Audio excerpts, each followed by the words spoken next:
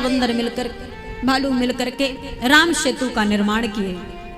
राम सेतु के माध्यम से भगवान समुद्र पार करके दूसरे छोर पर पहुंचे और पहुंचने के बाद अंगद को भेजे रावण से संधि करने के लिए कि अंगद जाकर रावण को समझाए, हो सकता है रावण समझ जाए, क्योंकि युद्ध से तो धन और जन दोनों की हानि होगी।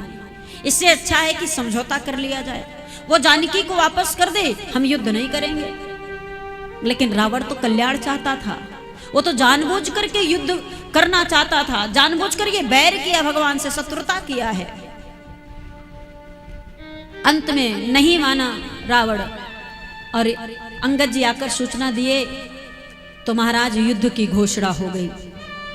और जब युद्ध की घोषणा हुई तो अगले दिन प्रातःकाल नियमबद्ध युद्ध होते थे। तब आज जैसे नहीं कि कायरों की तरह छुप करके आते हैं और मार कर चले जाते हैं हमारे दुश्मन देश, ऐसे नहीं युद्ध होता था, नियम से होता था। सूर्योदय के साथ शंखनाद के साथ युद्ध आरंभ होता था और सूर्य अस्त शंखनाद के साथ युद्ध विश्राम होता था। और कभी कभी तो रात्रि के समय संधि के लिए भी, समझौते के लिए भी बातचीत होती थी। दोनों पक्ष के मुख्य संभ्रांत व्यक्ति मिलकर के, मंत्रीजन मिलकर के बात भी करते थे। लेकिन महाराज जब रावण नहीं माना है तो संधि होनी नहीं, युद्ध होना है। तो पहला युद्ध जो हुआ है वो युद्ध मेघनाद और लक्ष्मण के बीच में हुआ। मेघनाद लक्ष्मण के मध्य जब युद्ध हुआ तो मेघनाद को शक्ति बाण लग गया,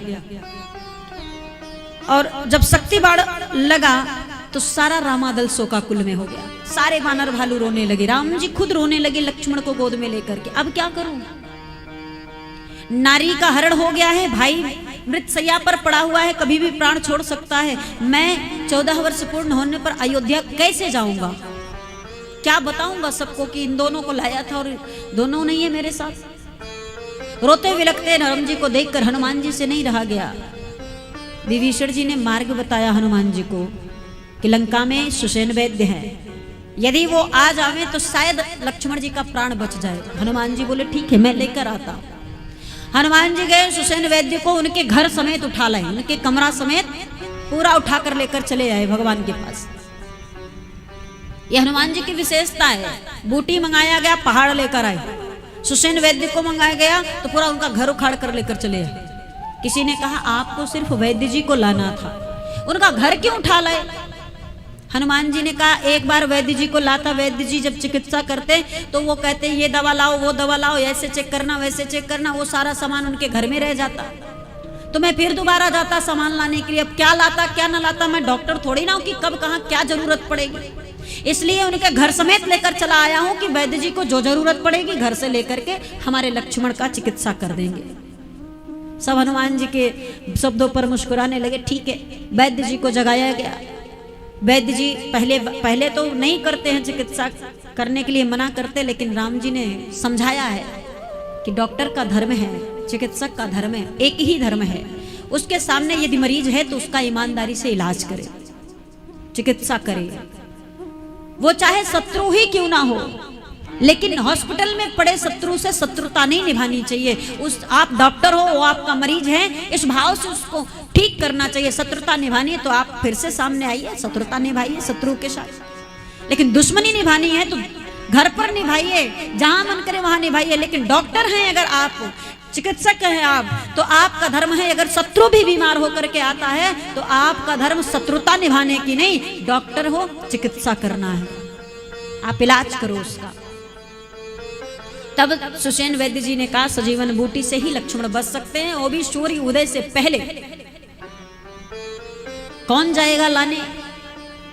हनुमान जी बोले हम ले आएंगे। हनुमान जी गए बूटी लाने के लिए, और जब बूटी लाने गए तो जल्दबाजी में, इतनी जल्दी में निकल गए कि ये पूछना भूल गए कि वो कौन से रंग की दिखती है, उसकी क्या पहचान है, मैं वहां पहुंचकर कैसे जानूंगा कि बूटी कौन सी है, कौन सी ले आनी है। इसलिए जब पहाड़ के पास पहुंचे तो चगमगाते पहाड़ को देखने के बाद मन में आया यहाँ तो बहुत सारे पौधे हैं। भाई आपके आसपास में पहाड़ है, एक पौधा है उस पर न जाने कितने प्रकार के वृक्ष। हनुमान जी विचार किए कि मैं फिर लौट कर जाऊं, फिर आऊं, तब तक सुबह हो जाएगी, सूर्योदय हो गया तो सब गड़बड़ हो जाएगा। तो एक काम करते हैं महाराज, पूरा पहाड़ लेकर चलते हैं, इसमें जिसकी जरूरत सुसेन वैद्य की होगी वो ले लेंगे, इसमें उनकी जो बूटी होगी हनुमान जी ने पूरे पहाड़ को उखाड़ लिया और लेकर के भगवान के समक्ष आए। सजीवन बूटी लक्ष्मण जी को दिया गया। लक्ष्मण जी पुनः स्वस्थ हो गए। दूसरा युद्ध हुआ कुंभकर्ण और राम जी के बीच में, जिसमें कुंभकर्ण वीरगति प्राप्त किए। तीसरा युद्ध फिर से मेघनाथ और लक्ष्मण के मध्य में हुआ।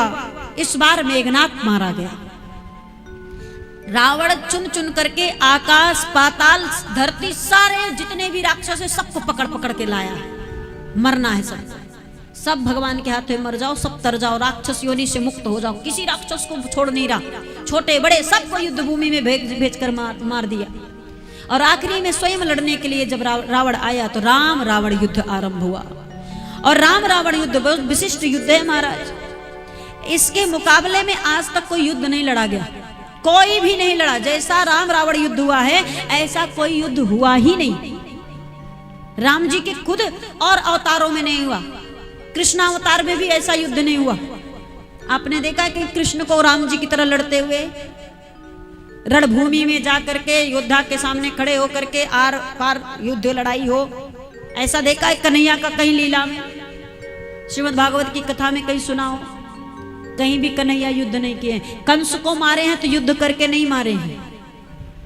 जैसे रावण और राम का युद्ध हो रहा था, ऐसे युद्ध भूमि में कंस और कन्हैया आमना सामना नहीं किए थे। आमने सामने आकर चलो मारते, तुम उधर से वार करो हम इधर से वार करेंगे, ऐसा युद्ध नहीं लड़ा था कान्हा ने। कोई भी युद्ध ऐसा नहीं लड़ा गया है, कोई भी नहीं लड़ा है। स्वयं भगवान के अवतारों में नहीं लड़ा गया है। एकमात्र राम रावण युद्ध का अगर कोई बराबरी करना चाहे या बराबर तुलनात्मक कोई युद्ध बोला जाए तो फिर से राम रावण युद्ध ही बोला जाएगा। दूसरा युद्ध नहीं हुआ महाराज। राम रावण युद्ध के तुलना में सिर्फ राम रावण का ही युद्ध है, कोई युद्ध नहीं है। भगवान हमारे नंगे पैर धनुष बाण लेकर के बिना रथ बिना वाहन की लड़ाई लड़े, नियम के अंतर्गत लड़ाई लड़े, किसी माया का प्रयोग नहीं किए। कोई भी, वो परमात्मा थे, चाहते तो कुछ भी कर सकते थे, लेकिन कुछ भी नहीं, साधारण इंसान की तरह मुकाबला रावण का करते रहे। जो कि रावण मायावी था, वो माया पे माया कर रहा था, लेकिन राम जी कुछ नहीं किए। राम जी साधारण युद्ध लड़ते रहे। और अंत में विभीषण जी ने बताया रावण तब तक नहीं मरेगा जब तक उसके नाभिकुंड में अमृत रहेगा। अमृत मरने नहीं देगा। आप पहले अमृत हटाइए, अमृत को नष्ट कीजिए उसके अंदर से, उसके बाद वो मरेगा। अगले दिन जब रावण लड़ने आया तो राम जी ने अपने बाण को उसके नाभिकुंड पर मारा, अमृत को सोखा है। उसके बाद सारी माया धरी रह गई, कुछ काम ना आया। इतना बड़ा साम्राज्य जिसका था सब ध्वस्त हो गया, एक क्षण में सब खत्म। और जिसका साम्राज्य 20-20 भुजाएं 10-10 सिर वाला दहाड़ता था तो देवांगनाओं का गर्भपात हो जाता था।